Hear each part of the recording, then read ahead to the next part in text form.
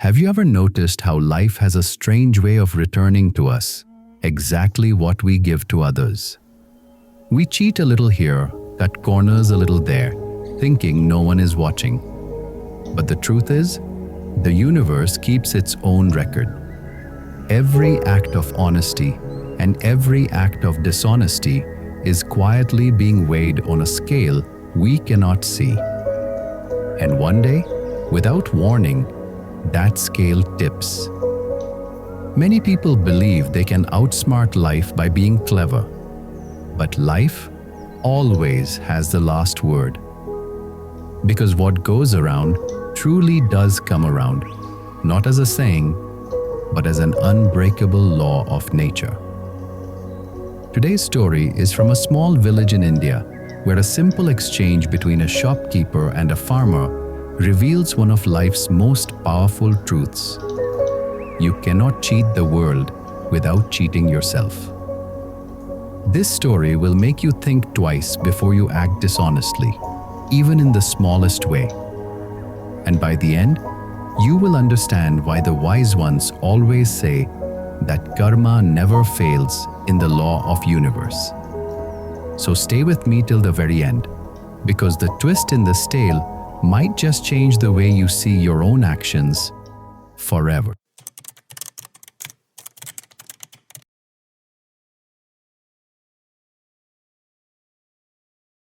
In a small village nestled in the heart of India, there lived a shopkeeper named Govind. His shop stood at the center of the village, a modest establishment with wooden shelves lined with jars of spices, bags of grain, and all the essentials a village family might need.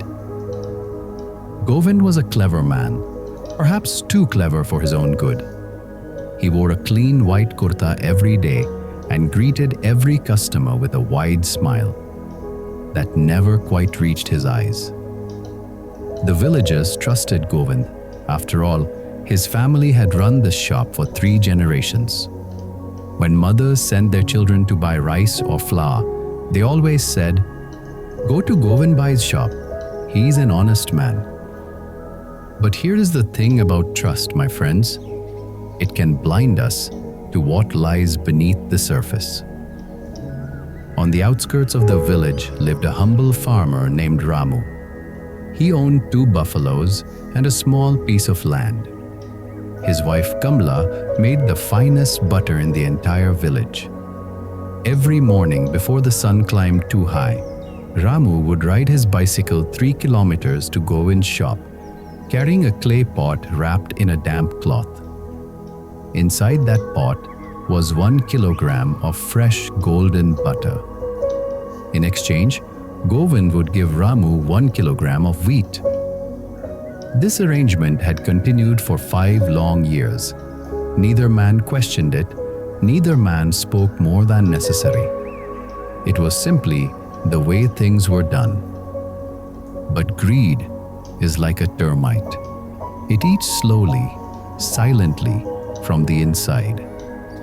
And Govind's greed had been eating at him for years.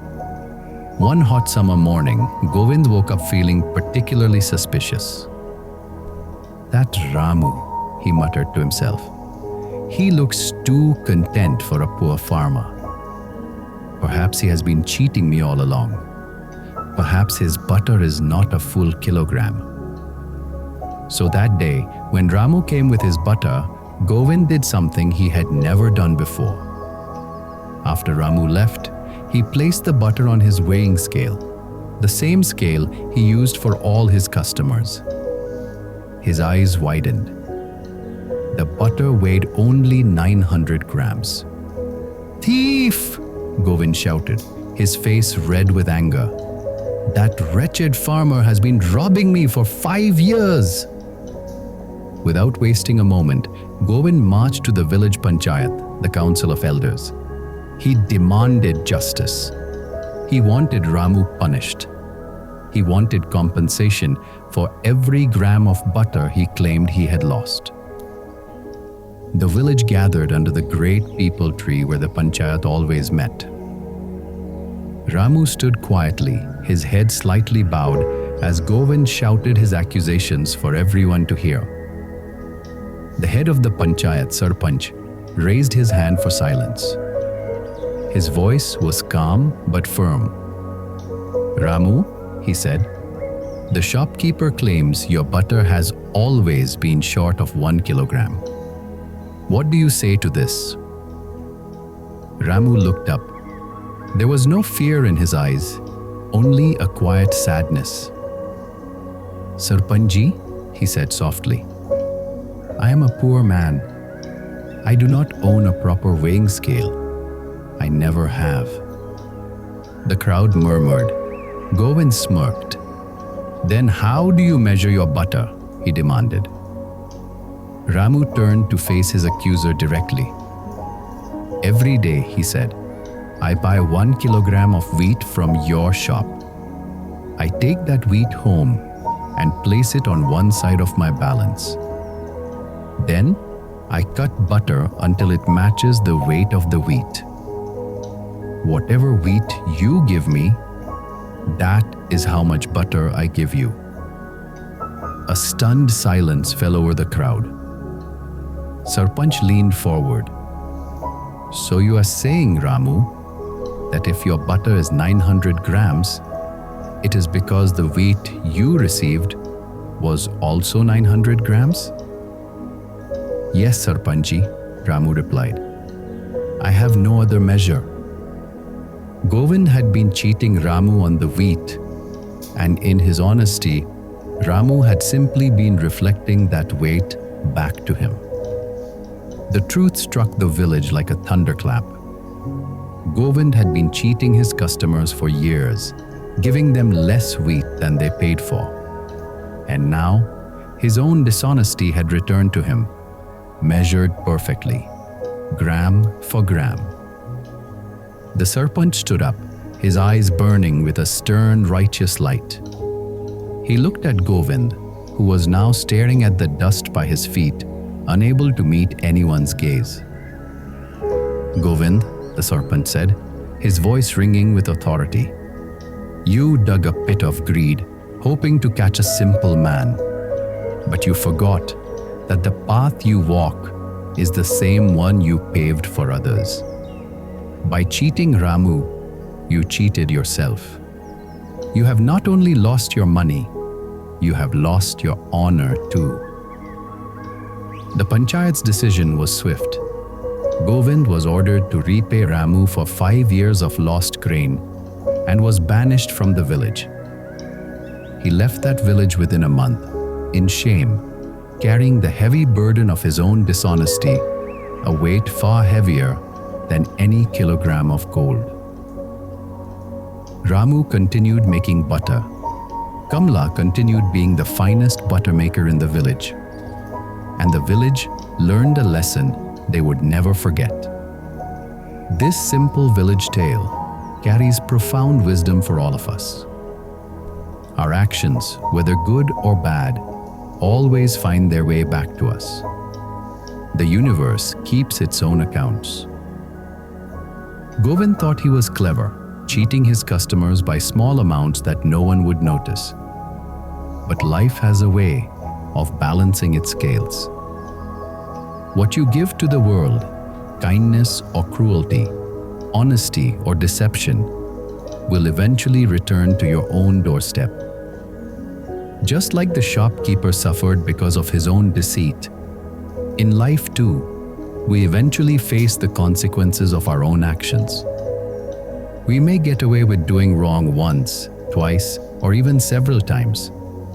But one day or another, we must pay for our deeds. The law of karma never fails. He who cheats with his own measure shall one day be measured by it.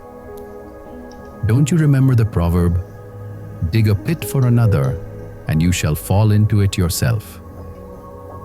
Our actions, whether good or bad, eventually find their way back to us. The world is a reflection of our own integrity. So here is what I want you to carry with you from the story. First, be honest. not because people are watching, but because your actions are shaping your future, whether you realize it or not. Second, never underestimate the power of small actions.